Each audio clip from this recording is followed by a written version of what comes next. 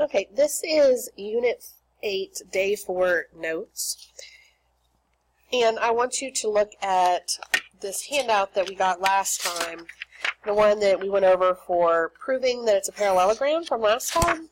And on the back, I have the rules for proving it's a rhombus and proving it's a rectangle, as well as the definitions and formulas there that go with each one of them. So this is basically the same thing for these other kinds that we had for parallelograms yesterday.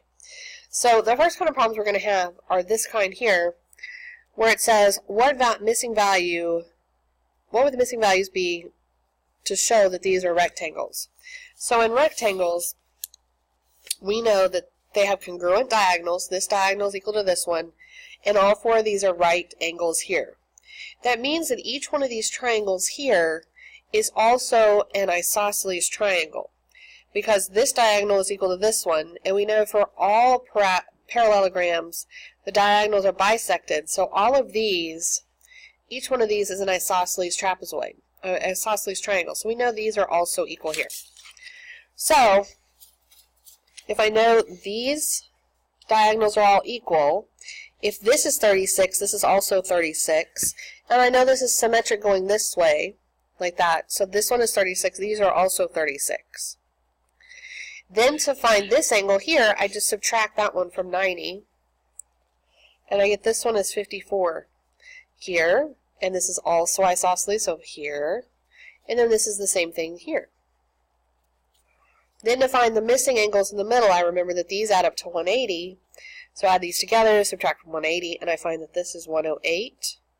These two are vertical, so this is 108, and these two are supplementary, so subtract from 180, and this one is 72 on both of them.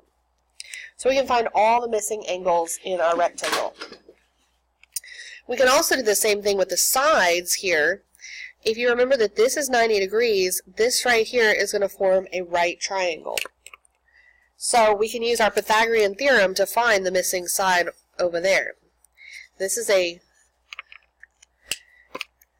6-8 triangle, so do my Pythagorean theorem. A squared plus b squared equals c squared. 6 squared plus 8 squared equals c squared. Plug this in my calculator, I get that's 100. And then take the square root of that to get that this side here is 10. Now if I want to actually fill in what each one of these little partial ones is, this is cut in half, so this is 5, 5, 5, and 5. I also know that opposite sides are congruent, so this is 6, and this is 6, and this is 8, and this is 8. So I filled in all the angles and all the sides on the rectangle. So then here's some specific questions on each one of these where we're going to apply it. EA is this one here is 12, and then it wants us to find VE. Well, we just talked about those are all congruent up here, so this one has to be 12. Another problem might look like this, where this is EL is 12x minus 4, and EU, this one's 44. Well, what do we know about this piece and that piece? They're equal to each other, so that's our equation. Set those equal and solve. Plus 4,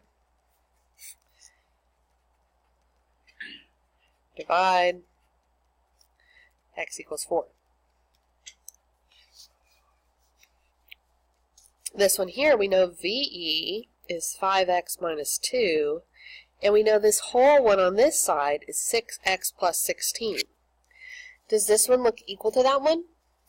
No, this one is twice as much as this one is here. So we can write this by saying, well, if this is 5x minus 2, this side here is also 5x minus 2, because these two are congruent. So this part here adds up 5x and 5x is 10x, negative 2 and negative 2 is negative 4, and it's equal to this one here. Finish solving.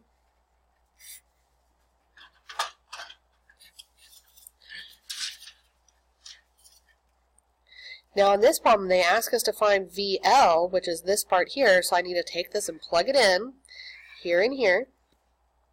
And I get this is 5 times 5 is 25, minus 2 is 23, and this one is 23. So this whole thing is 23, and 23 is 46. And finally on this one, they tell me EVU, this angle is 49, and they want me to find these other angles. EVA. Well, that's this one right here, and these two add up to 90, so that one's 41. Then they also asked me to find VEA, this one right here. Well, if I know this is 41 and this is 41, I know those three add up to 180. So this is 41 and 41 is 82. Subtract from 180, and I get this missing one is 98. Then we're going to have some more coordinate geometry proofs.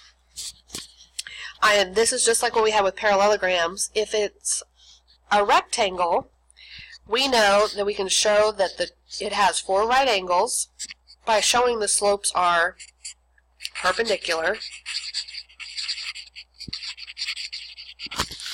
For example, 2/3, and then remember the one perpendicular, we flip it over, 3 halves, and one of them has to be positive and one has to be negative. So this is like an example of how to see they're perpendicular.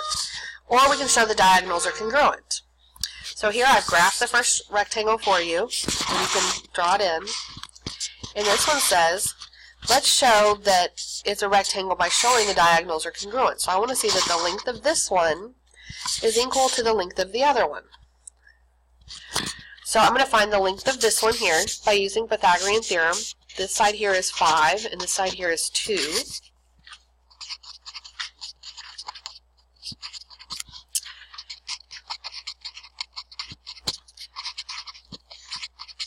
And then we still have to take the square root of that, and we get that this is 5.38. Well, if this side is 5.38, if I go the other direction, this is also 5 and this is also 2. Am I going to get the same length for that one? Yes, we will.